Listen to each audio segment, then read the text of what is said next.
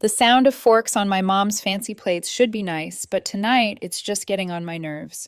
I'm stuck between Brandon and Jessica at this huge table. I'm just pushing food around my plate while Aunt Susan goes on and on about her cruise. I can still see some drywall dust on Brandon's shirt, and his boots are all scuffed up under the table. He catches my eye and gives me that little smile, the one that says he wishes he was anywhere but here. Then my mom slaps her perfect hands flat on the table. The whole room goes dead quiet. Even Aunt Susan stops talking about snorkeling. Before we have dessert, Mom says, her voice way too cheerful, William and I have an announcement about Jessica's wedding. My fork stops in midair. Jessica sits up straighter, already flashing her perfect Instagram smile. You know how much we love both our daughters? Mom goes on and my stomach just sinks. Nothing good ever starts with that sentence. And we believe in making dreams come true. Dad clears his throat, fixing his tie. Patricia and I have booked the Alta Aspen Resort for Jessica and Tyler's wedding on February 20th. Jessica literally squeals. Tyler pumps his fist like he just won the lottery. I put my fork down real slow. The Alta Aspen Resort. That place costs more than I make in a whole year. A celebrity couple canceled at the last minute, Mom says, glowing. It's a huge opportunity for influencers. The exposure alone is worth. How are you paying for it? The question just pops out a lot meaner than I wanted. Mom's smile doesn't even move. Well, that's the thing, honey. We used your trust fund, $48,000. It covered the deposit, and the rest of what she said was just noise. My trust fund. The one my grandma left me. The one I get full control of in 3 weeks when I turn 30. You what? My voice sounds like it's somebody else's. Now, Ashley, don't make that face. Dad's tone was a clear warning. Your mother and I are still the trustees until your birthday. We have every legal right to.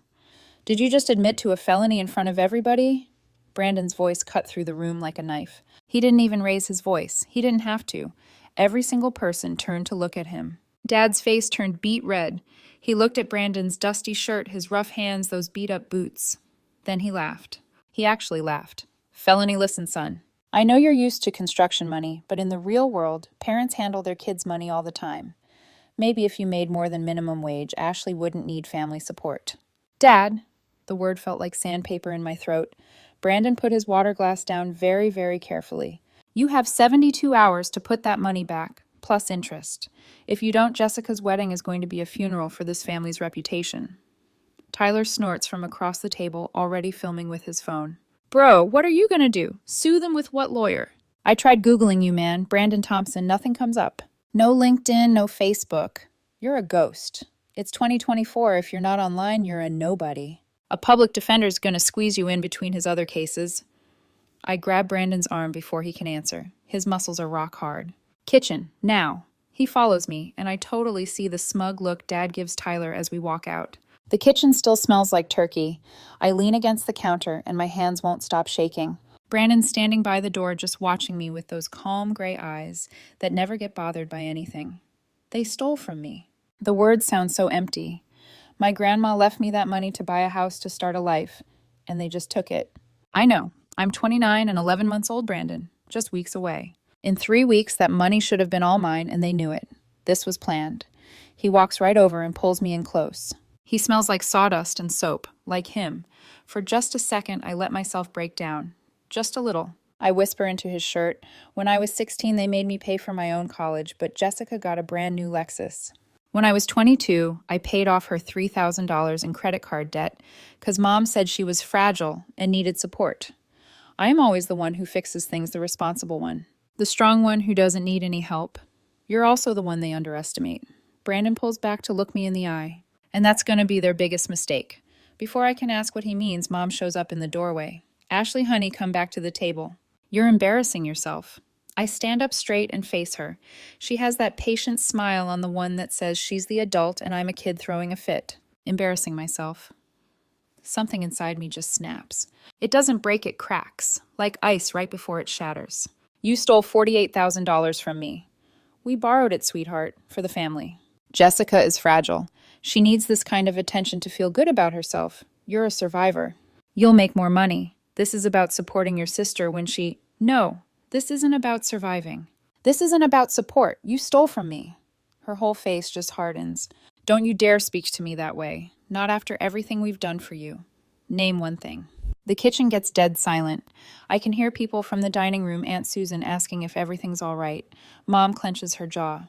You have until dessert to apologize and come back here like a grateful daughter. Otherwise, you can leave. She just turns and walks away, her heels clicking on the wood floor. Brandon touches my shoulder. We should go.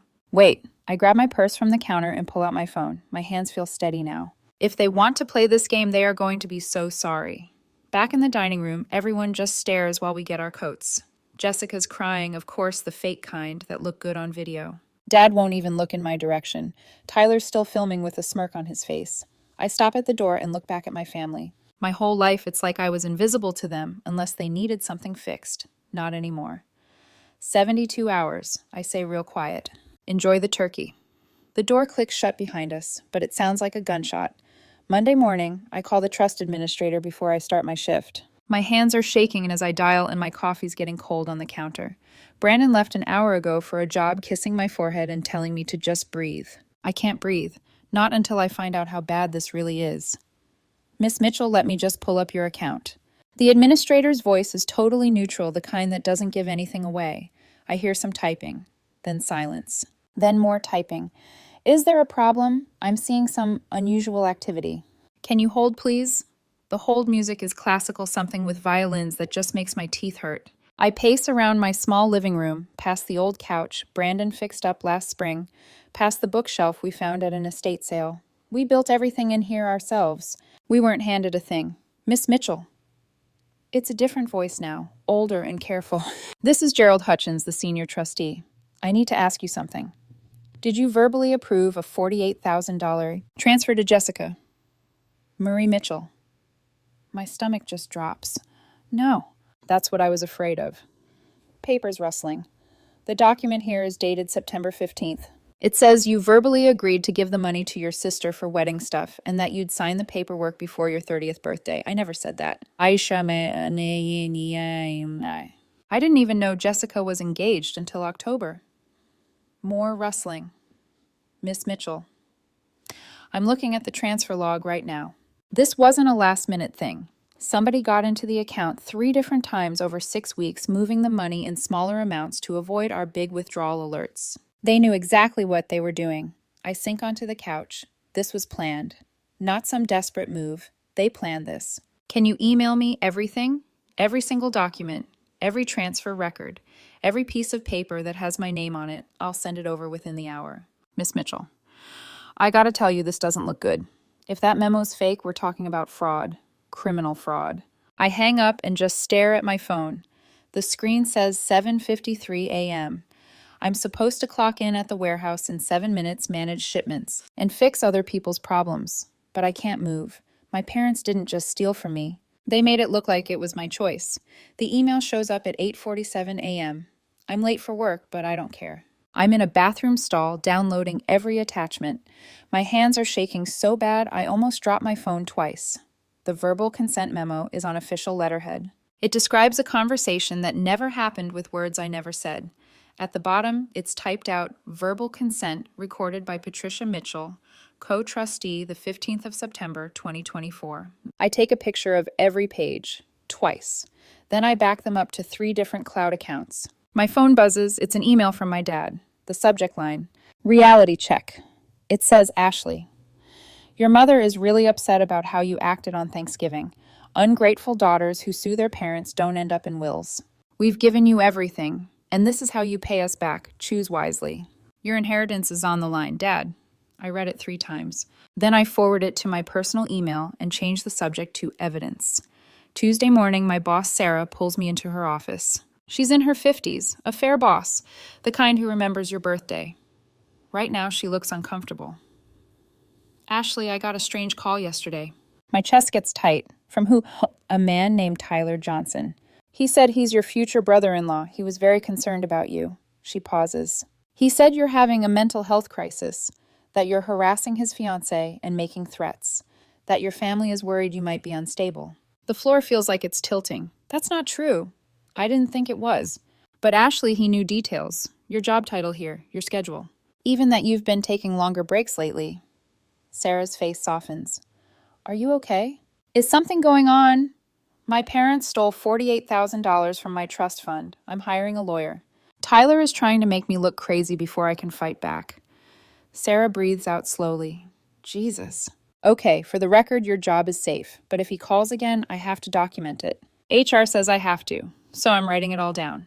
Everything. That night alone in my apartment, I made up my mind.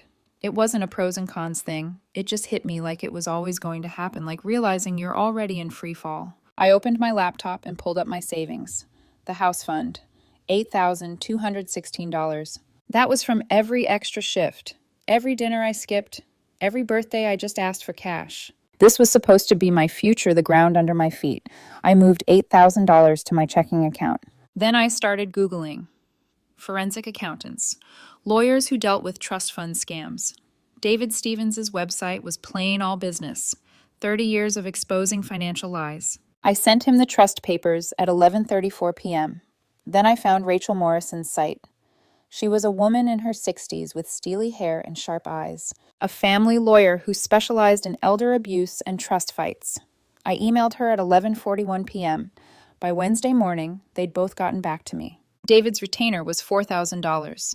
Rachel's was $4,000. I wired the money before I could second guess myself. This wasn't about saving for a future anymore. This was about surviving now. And on Wednesday afternoon, Rachel called. She said, "I've gone over the documents Mr. Stevens sent. The forged consent form is a really sloppy job. The notary stamp's wrong. The signatures are dated for a day that doesn't even match when the conversation supposedly happened. We can prove this was fraud." "How long will it take?" I asked. "I'm sending a formal demand letter today. Certified mail. They'll have to sign for it. It'll be there by Thursday morning. Then we wait and see if they're smart enough to settle or dumb enough to put up a fight." Thursday, 10:15 in the morning. My phone started ringing. Dad. I just let it go to voicemail. "How dare you? How dare you sick lawyers on your own family? You'd really destroy us all over money." "We'll destroy you first. Everyone is going to know exactly what kind of daughter you are." I saved the voicemail. Evidence. Thursday, 6:47 in the evening. The family group chat just blew up. Tyler posted a picture. It was Brandon's rusty 1998 Ford F-150 parked next to Tyler's leased BMW M5. The caption said, "Maybe if your boyfriend worked harder, you wouldn't have to sue your own parents." 37 family members saw it. My Aunt Susan commented, "So sad when jealousy ruins a family." My cousin Rebecca added a crying emoji. I just stared at the photo at Brandon's truck with its dented fender and faded paint. Tyler thought he was shaming us. He had no idea what he was even looking at. I screenshotted the post. Then I screenshotted every single comment. I didn't delete the app. I didn't answer. I just added it all to the folder I labeled Evidence, and I waited. Saturday morning, I woke up to my phone buzzing like it was having a seizure. 37 notifications, 42, 56. I grabbed it off the nightstand, my eyes squinting at the screen. Texts, voicemails, Instagram tags, Facebook comments. It was an assault. My stomach clenched before I even read a single one. Jessica posted something. Of course she did. My hand was shaking as I tapped the Instagram notification. And there she was, my little sister, filmed in that perfect morning sunlight coming through the curtains. Her eyes were red and watery. Her voice cracked on every other word. "I don't usually get this personal," she said to the camera, wiping her nose with a tissue. "But I have to be real with you guys right now. I can't breathe. Someone in my own family is trying to ruin my wedding. Someone who's supposed to love me." Her chin is shaking. She says she won't name names, that she's better than that. But she's suing my parents for money, trying to wreck my big day. And she can't believe anyone could be so jealous, so spiteful. That video's already got 12,000 views. And the comments, they're just tearing me apart. People are commenting, "You're so strong. Family's supposed to have your back, not stab you in it. Whoever did this doesn't deserve you." My hands feel like ice. Then my phone rings. It's Aunt Susan. I hit decline. A voicemail pops up right away. I don't even listen to it. Another call. My cousin Rebecca. Decline. Another voicemail. Then the texts start flooding in. Aunt Susan again. "How could you do this to your sister? She's been planning this wedding for months." That's from Rebecca. Then Uncle Richard. "Your parents gave you everything, and this is how you thank them. You're embarrassing the whole family." They all say the same thing. Drop the lawsuit. I'm just sitting on my bed in Brandon's old t-shirt, watching my phone blow up. Every message feels like a punch to the gut. These people have known me my whole life. They saw me work 3 jobs to get through college without any debt. They were there when I bailed Jessica out of that huge credit card mess. They know me. But I guess none of that matters now. Jessica cried on video, so now I'm the bad guy. My phone rings again. It's my mom. I just stare at her name, my thumb frozen over the screen. It goes to voicemail. 10 seconds later, a text from her pops up. I hope you're happy. You've torn this family apart. Jessica is a wreck. Was the money really worth ruining your sister's happiness? Something cold just settles deep in my chest. It's not anger. It's not even hurt anymore. It's just this empty feeling. I get it now. They'll never stop.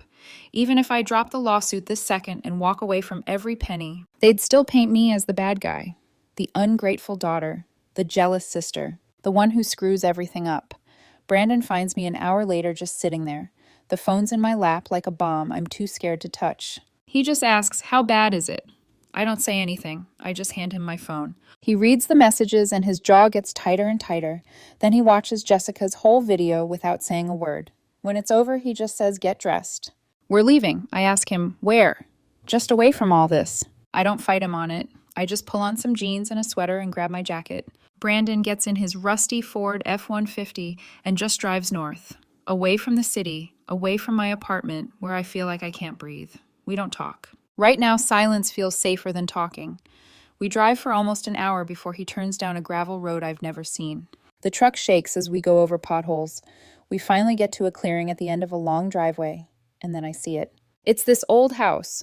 Looks like something out of a horror movie. A big 3-story Victorian with a wraparound porch that's falling apart on one side. The paint's peeling off everywhere. 2 windows on the second floor are cracked like a spider web, and the yard is just 3 acres of weeds and dead bushes. This place is a disaster. What is this place, I ask? Brandon cuts the engine. I put an option on it last month. I just turn and stare at him. You what? Come on, he hops out of the truck. I follow him through weeds up to my knees to the front porch. The steps groan under our weight, and I'm honestly thinking we're going to fall right through, but they hold. Brandon pulls a key from his pocket and unlocks the front door. It swings open with a creepy groan, like in a horror movie. Inside the house smells like dust, old wood, and some kind of faint flower smell, like old dried flowers that nobody ever bothered to throw out. Sunlight streams through the dirty windows, lighting up all the dust floating in the air. The hall opens into a big living room with a stone fireplace just caked in filth. A rotted carpet is covering what looks like a hardwood floor. It's broken, Brandon says, quietly taking my hand, like everything feels right now. I look at him. I really look at him. There's something in his eyes I've never seen before. It's not pity, not even sympathy. He just gets it. But it has good bones, he says, leading me further into the house. He points to the ceiling. Original crown molding. See, under all that water damage, it's still there. He kneels down and peels back a corner of the nasty carpet. Underneath a dark hardwood floor has a faint shine. This is probably oak, maybe 100 years old? We keep walking through the house. He shows me the dining room with its built-in cabinet, the pantry with its original glass doors, and the kitchen, which needs to be completely ripped out. Upstairs, there are 5 bedrooms, all of them falling apart in their own way. The master bedroom has a bay window looking out over the land, and through the grime, I can actually see the potential. Back downstairs, Brandon takes both of my hands in front of that filthy fireplace. We'll build our own life here, he says, with or without that money, with or without them. Something inside of me shifts. It doesn't break. It shifts, like the ground moving deep beneath my feet.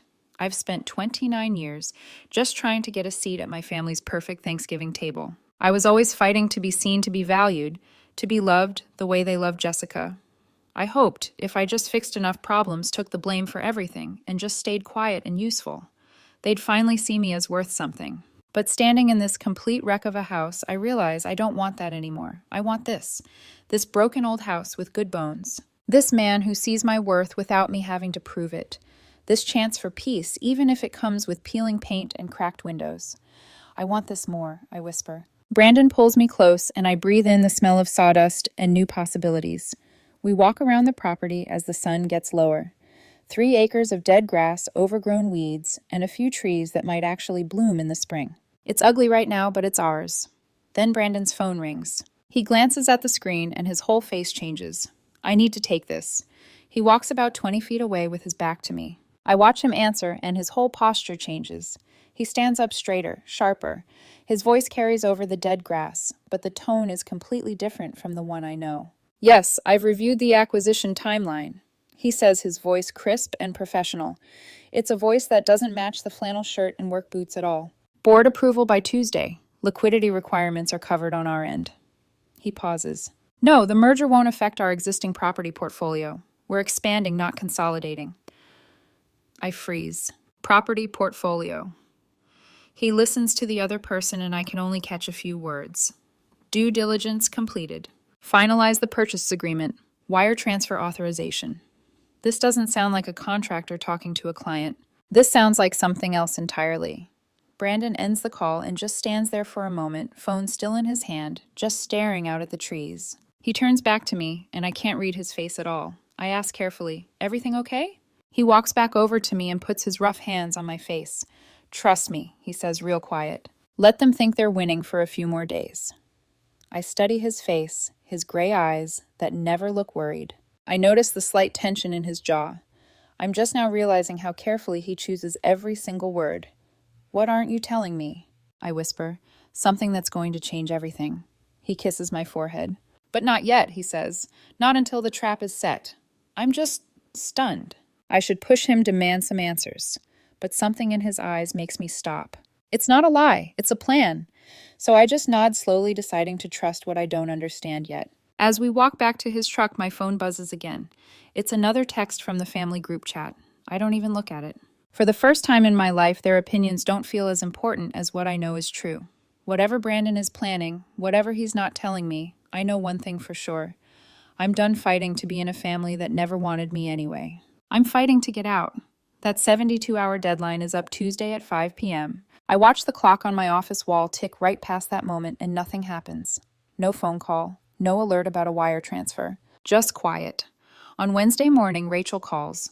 Her voice sounds tight in a way I've never heard before. "We have a problem. I'm in my car in the parking garage eating a protein bar that tastes like cardboard." "What kind of problem?" "William and Patricia's lawyer just sent over their evidence." She pauses. "It's a screenshot from 5 years ago, a text you sent to Jessica after what looks like a girls' night out." My stomach just drops. "What does it say?" Rachel's voice is cautious. "What's mine is yours, sis." There's a heart emoji. Their lawyer is arguing this shows you always gave her gifts, that you weren't being robbed. It really complicates our case. The protein bar turns to dust in my mouth. I remember that night. Jessica had just broken up with her boyfriend of 3 months and was crying about needing new boots to feel better. I'd bought her dinner and told her not to sweat the money. "That was about a pair of boots," I say. "Not $48,000. I know, but it gives them ammo. A jury might see it as proof you always meant to share everything with your sister." She breathes out slowly. "Ashley, if we go to court now, this could drag on for 18 months, maybe longer. And there's no guarantee we'll win." I press my forehead against the steering wheel. The concrete pillar in front of me is gray and cold, which is exactly how I feel. What are my options? We can fight, build a stronger case, question witnesses, and show the history of financial abuse. But it'll cost you everything you have left, and we still might not win. Rachel's voice gets softer. Or you can walk away. Cut your losses. Sometimes just getting out alive is the win. After she hangs up, I just sit there, my head against the steering wheel. I'm looking at my reflection in the rearview mirror. The woman staring back has dark circles under her eyes, and you can see the defeat all over her face. My phone buzzes, a text from Mom. "We're willing to be reasonable. Let's talk." Thursday evening, I call her. My hand is shaking while I dial, and I hate myself for it. She answers on the first ring. "Ashley." Her voice is warm, relieved, and sounds like she's already won. "I'm so glad you're being reasonable." My voice was a tired whisper. "I can't do this anymore." Brandon was across the room, watching me with those gray eyes I could never read. "I'll sign whatever you want." I could hear the relief in Mom's voice through the phone. "Oh, sweetheart, I knew you'd come around. Family's more important than money, isn't it? Your father and I always said—" I cut her off. "What do I need to sign?" "Well—" She cleared her throat, and I could hear her scheming in the silence. "Jessica's pre-wedding party is Saturday night at the Mayfield Club. 200 guests. It would mean so much to her if you came and you publicly gave your blessing, showed everyone that our family is solid." My jaw tightened. "You want me to sign that waiver in front of 200 people? It's not about humiliating you, Ashley. It's about the family healing. It's about you being the bigger person which you've always been." Her voice got that sticky sweet tone she uses when she wants something. "You're so strong, so capable." This is your chance to show everyone that maturity. Brandon crossed the room and took my free hand. His fingers felt warm and steady. Fine, I whispered. I'll be there Saturday. Oh, wonderful. I'll text you the details, and Ashley, I'm proud of you. You're the daughter I raised. She hung up before I could say anything back. I put the phone down and just stared at it. Brandon sat next to me on the couch, his hand still holding mine. I just gave up, I said. I just let them win. He didn't answer, just squeezed my fingers once. It was some kind of message, but I didn't know what it meant. On Friday afternoon, my phone started blowing up with notifications. Jessica posted an Instagram story, a close-up of her hand holding Tyler's, their engagement ring sparkling. The caption said, "Sometimes love wins. #family first, after wins." The comments were already flooding in. So happy for you. Family is everything. Your sister must be so proud. I was still looking at it when Brandon's phone buzzed. He glanced at the screen and then showed it to me. It was a text from Tyler. Your girl finally learned her place. Maybe you should too. Brandon deleted it without a word. Then he pulled up something else on his phone, a confirmation email from the Alta Aspen Resort. A booking for February 20th. Paid in full. $48,000 of my money. They were locked into their dream wedding. They've bet everything on this, Brandon said quietly. The venue is non-refundable. I know, my voice sounded hollow.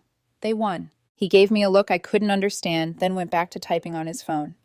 Saturday afternoon, I was in Brandon's truck as he drove us to the Mayfield Club. I had on a simple black dress that felt like something you'd wear to a funeral. The waiver was in my purse, already checked by Rachel with little sticky tabs showing me where to sign. Are we doing the right thing? The question came out way quieter than I meant it to.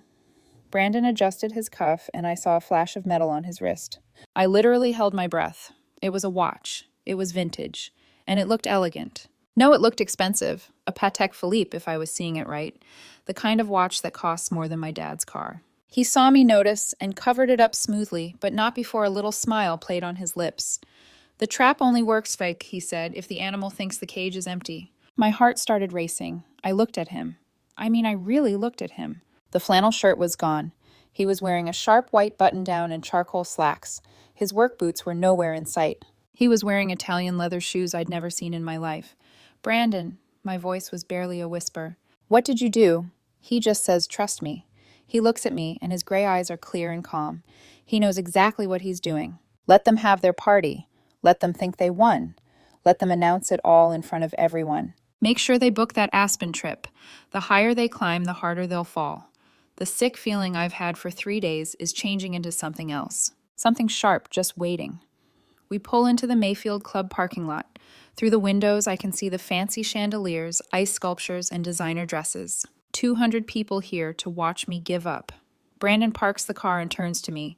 The trap is set. Now we just need them to walk into it. I look down at the waiver in my purse, then back at him. At that watch, that's worth more than everything I own. At the man who acted poor while my family acted rich. Who are you? I whisper. He just smiles. You'll find out in about 2 hours. Ready. I take his hand. My fingers aren't shaking anymore. Let's go spring the trap. The party is everything Jessica ever dreamed of. Crystal chandeliers sparkle all over the ballroom. Swan-shaped ice sculptures are by the buffet, slowly melting onto silver trays. A string quartet is playing classical music in the corner. You can barely hear it over the 200 guests talking. I'm standing by the back wall in a simple black dress, watching Jessica in her designer white dress. She already looks like a bride, and I guess that's the whole point. Every couple of minutes, she's touching someone's arm, laughing at the right time. She's posing for pictures with her phone holding it at that perfect angle. Brandon is standing beside me, silent. He's wearing a charcoal gray suit I've never seen before. No drywall dust on him tonight.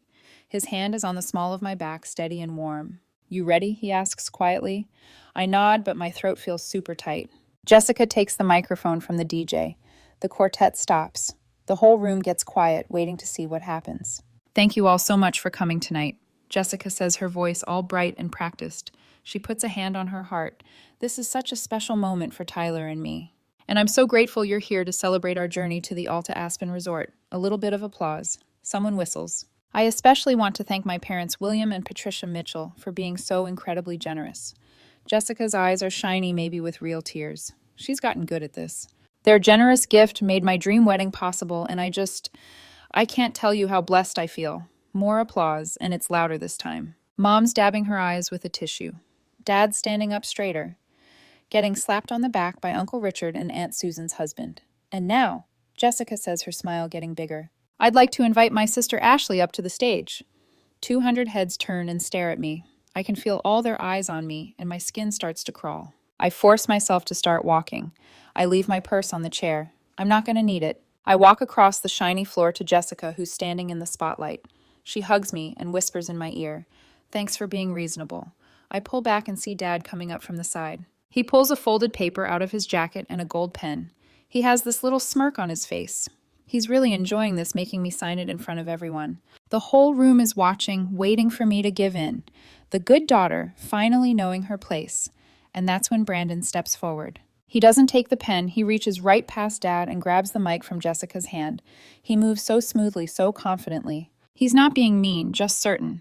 Jessica, he says, and his voice is calm, almost friendly. Could you check your email? Jessica frowns. What, Brandon? This isn't your email. Check it. Something in his voice makes her grab her phone. The room got quiet again, but this time it felt weird. I'm just watching Jessica unlock her phone. She's scrolling, and then all the color just drains from her face. Why? Her voice was just a whisper. She looked up at Brandon, then back down at her phone. Why is my reservation canceled? What mom pushes her way through the crowd? What did you say, my reservation?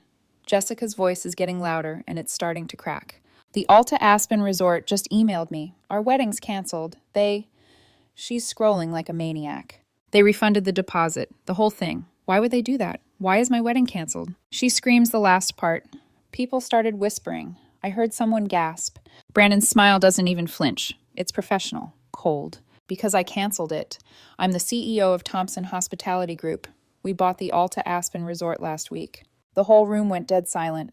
I'm just staring at him. CEO. Thompson Hospitality Group. It just doesn't make sense. This is the guy who showed me that rundown house, the guy in dusty flannel shirts. He drives a beat-up 1998 Ford F-150. Dad's the first one to speak. That's impossible. You're a construction worker. You don't... Brandon signals to the back. A screen behind the DJ lights up, washing the wall in blue, and then documents pop up. Transfer agreements. Papers for the company buyout. And there it is. Blown up so everyone can see. The fake trust memo, with Mom's signature on it. A text message might slow down a lawsuit, Brandon says, his voice loud enough for everyone to hear. But hiding this transfer on purpose, that's criminal fraud according to our company rules. He stops, just lets that sink in. 200 people are listening to every word. Jessica Mitchell and Tyler Johnson are now banned from every Thompson property in the world. That's 137 fancy places all over North America. His voice stays calm and steady, just stating facts. There won't be a wedding at Aspen. There won't be a wedding at any place like it around here. You can't... Dad lunges at him. 2 security guys show up out of nowhere, blocking him. I didn't even see them come in. They're pros with their hands up like, don't try it. But you know they mean business. The ballroom doors swing open. 3 lawyers in matching navy suits walk in, all carrying briefcases. They move like they rehearsed it, standing on either side of Brandon. The main lawyer steps up. She's older, with her gray hair pulled back tight.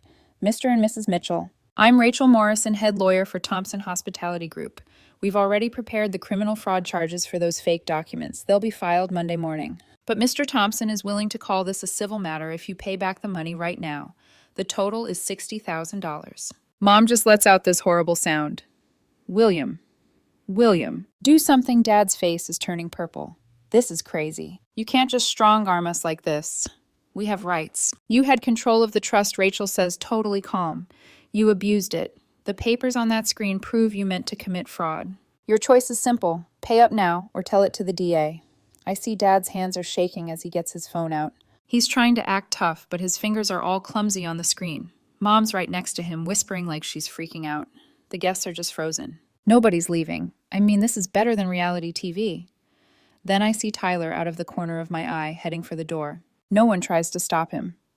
By the time Jessica even sees he's gone, the door just clicks shut behind him. She just drops into the closest chair, her mascara running in black streaks down her face. Her phone won't stop buzzing.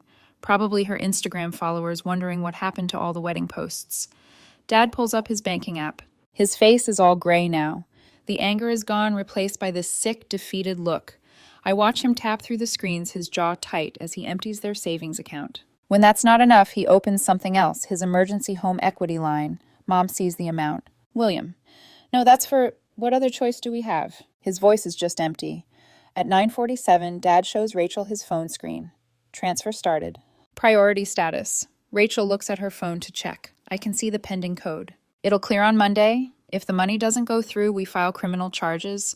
Then she just turns and walks out, her team right behind her. The security guys stay behind, just watching Dad with these cold, professional eyes. I look over at Brandon. This guy I thought I knew. The guy who just stood there while my dad made fun of his construction money, all while wearing a watch that cost more than their car. He catches my eye.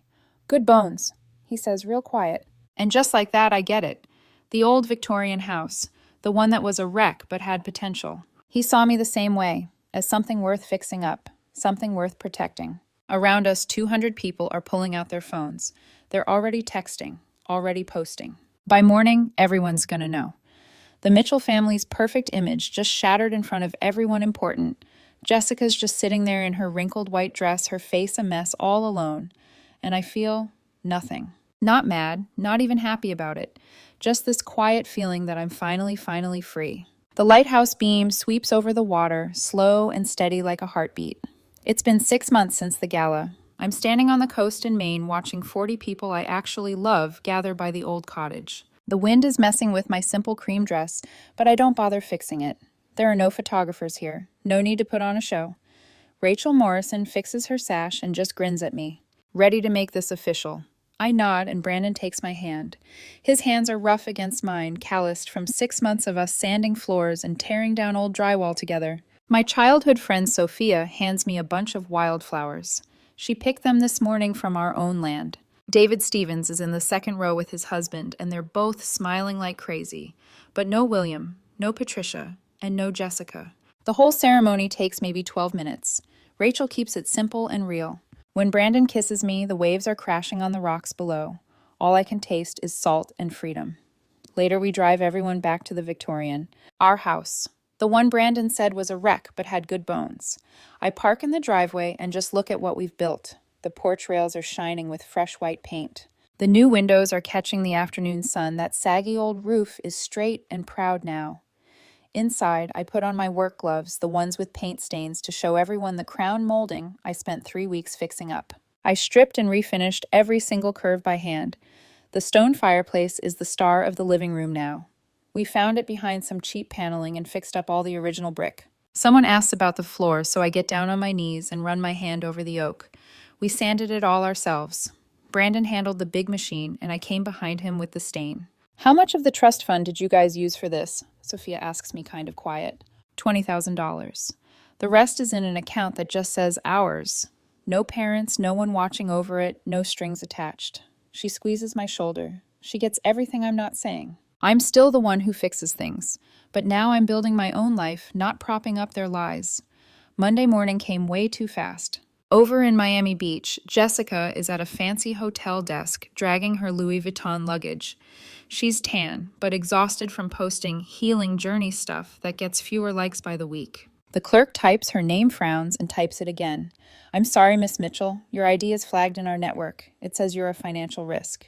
Our system won't let you check in. Jessica's voice gets louder. That's impossible. Run it again. The clerk does. Same thing pops up.